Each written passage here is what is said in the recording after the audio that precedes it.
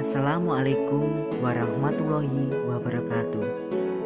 Yang terhormat Bapak Brawijaya selaku dosen pengampu mata kuliah Rekayasa Lalu Lintas dan Sistem Transportasi, serta teman-temanku dari kelas CVA yang kami banggakan. Perkenalkan, kami dari kelompok 3 akan mempresentasikan hasil kinerja kami mengenai perencanaan manajemen lalu lintas. Sebelumnya, izinkan kami untuk memperkenalkan diri.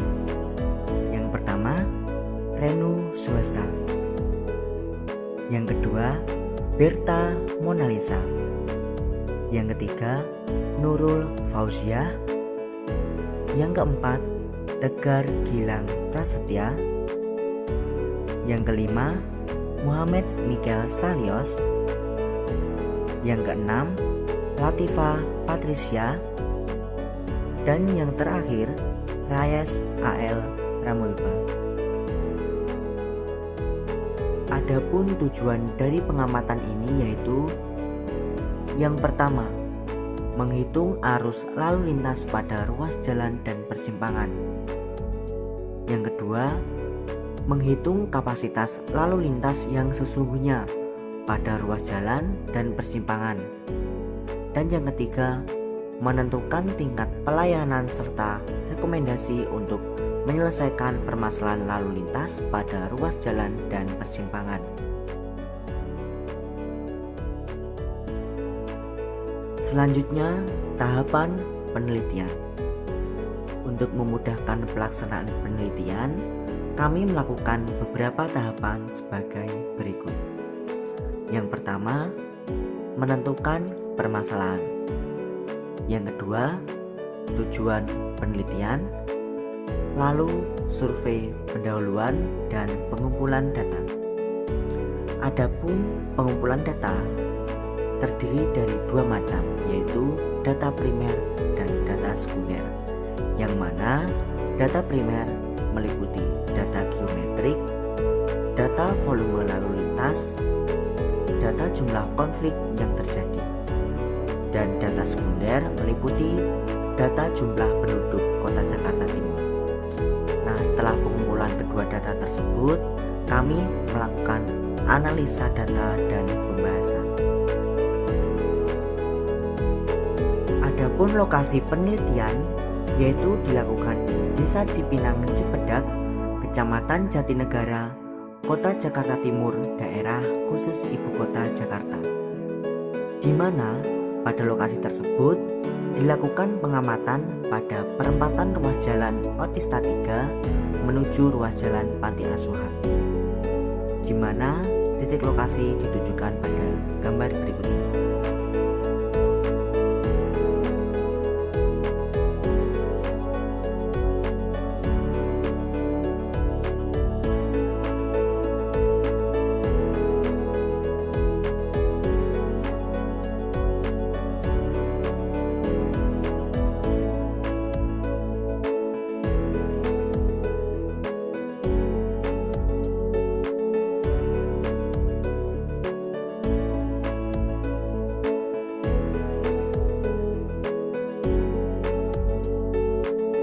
Pelaksanaan survei. Adapun langkah-langkah yang dilakukan untuk melaksanakan survei ini, yang pertama, survei geometrik jalan. Kelompok kami melakukan survei ini dengan metode iterasi, dikarenakan kondisi saat ini yang tidak memungkinkan untuk melaksanakan survei geometrik secara langsung. Survei ini dilakukan untuk mendapatkan data ukuran lebar jalan, lebar lajur, lebar jalur, dan lebar bahu jalan. Yang kedua, ada survei volume lalu lintas. Survei volume lalu lintas ini dilakukan menggunakan aplikasi CCTV ATSC Indonesia, di mana setiap 30 menit sekali dilakukan pergantian surveyor, sehingga membutuhkan 6 orang untuk melakukan kegiatan ini dan mencapai durasi 3 jam. Survei volume ini dilakukan untuk mendapatkan data jumlah kendaraan yang lewat pada persimpangan tersebut sesuai dengan waktu yang telah ditentukan. Kendaraan yang dihitung dibedakan menjadi 4 jenis, yaitu kendaraan ringan atau LV, kendaraan berat atau HV, kendaraan sepeda motor atau MC, serta kendaraan tak bermotor atau UM. Yang ketiga, waktu pelaksanaan survei.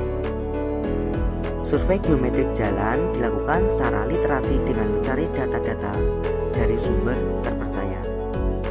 Survei volume lalu lintas dilakukan dengan cara melihat rekaman CCTV yang ada di persimpangan tersebut.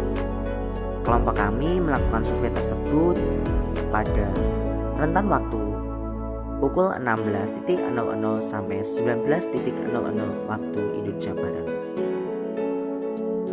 Jumlah surveyor yang dibutuhkan untuk survei geometrik jalan dilakukan 1 surveyor, di mana survei tersebut mencari data-data geometrik jalan di internet.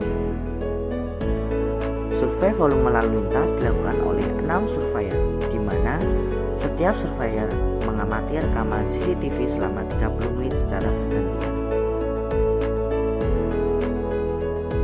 Selanjutnya adalah tahap perhitungan kinerja ruas jalan yang meliputi 1. Kapasitas ruas jalan dapat dihitung dengan rumus sebagai berikut, di mana C adalah kapasitas, CO adalah kapasitas dasar, FCW adalah faktor penyesuaian lebar jalan, FCSP adalah faktor penyesuaian pemisahan arah, FCSF adalah faktor penyesuaian hambatan samping dan bahu jalan, dan FCCS adalah faktor koreksi akibat ukuran kota.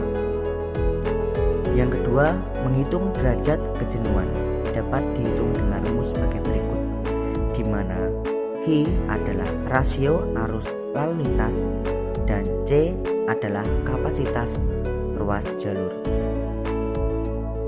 Yang kedua, perhitungan kinerja simpang tak bersinyal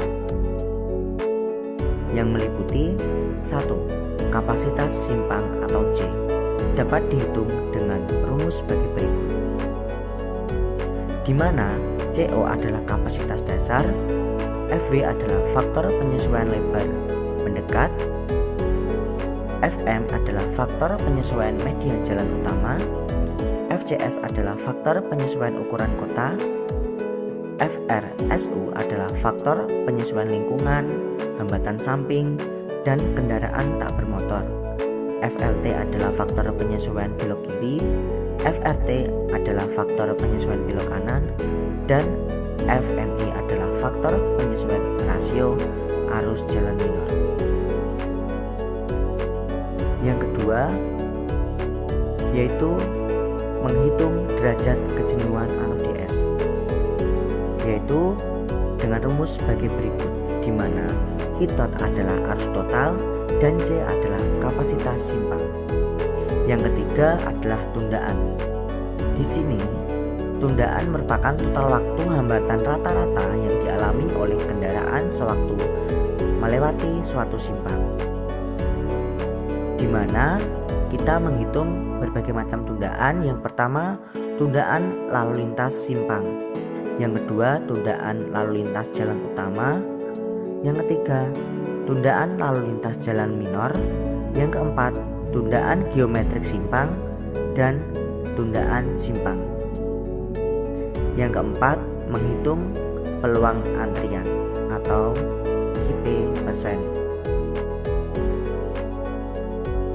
Kesimpulan, penentuan arus lalu lintas dapat ditentukan dengan melihat jumlah kendaraan yang melintas di jalanan secara keseluruhan dalam jangka waktu tertentu. Kapasitas lalu lintas yang sesungguhnya dapat dipengaruhi oleh beberapa faktor, sehingga diperlukan perhitungan yang tepat untuk mendapatkan akurasi hasil akhirnya. Pada perhitungan persimpangan, kita harus mengetahui nilai DS untuk menentukan jalur jalan, pelebaran bahu jalan, dan lain-lain.